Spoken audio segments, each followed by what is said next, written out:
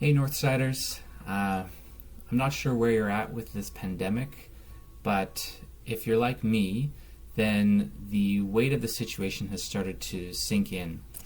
And the optimism and the novelty of moving things online has started to wear off. And in the cycle of grief, I finally reached the stage of acceptance. And so I've been going through this process of both a challenge and an encouragement that I wanted to share with you guys. Now, even though this pandemic isn't over, people are already talking about it as a major event in world history. It's being compared to the Spanish flu of 1918, with all the concerts and sports events being canceled. It's really taken a toll on people. I know in terms of Wimbledon, it's the first time it's been canceled since the Second World War. And so people are making these comparisons between what we're going through now and some of these major life events that have happened in history. And I was recently reading through the book of Acts, and I came upon a passage that I thought would be of particular relevance to maybe what some of us are experiencing right now. And this comes from Acts chapter 7, and it's where Stephen is, he's been sent out, he's out and about preaching the gospel, and he's being accused of speaking against God and Moses. And in response to this, Stephen starts to recount the entire history of Israel's relationship with God.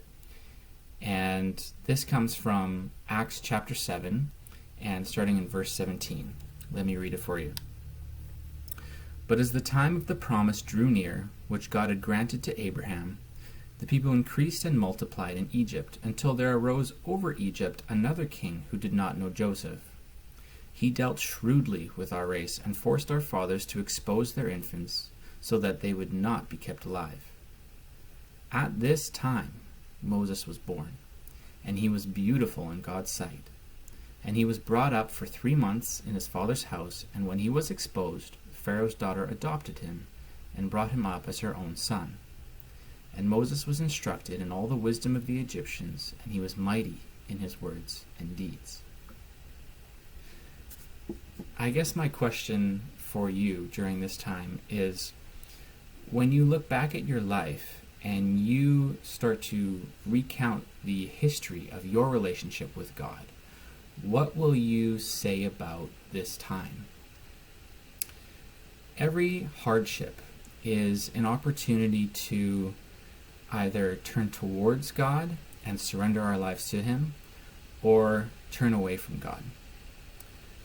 And so I ask, what is it that God might be doing to draw you in toward Himself during this time? What is it that He might be exposing in you, that He wants you to surrender, that you might find freedom? What might God be doing in you during this time that is the start of His unfolding plan to fulfill His promises to you?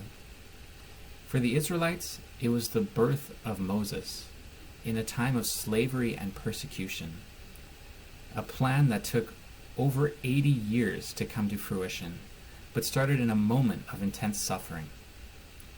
So let's open our eyes and soften our hearts to what it is that God wants to do in and through us right here during this time.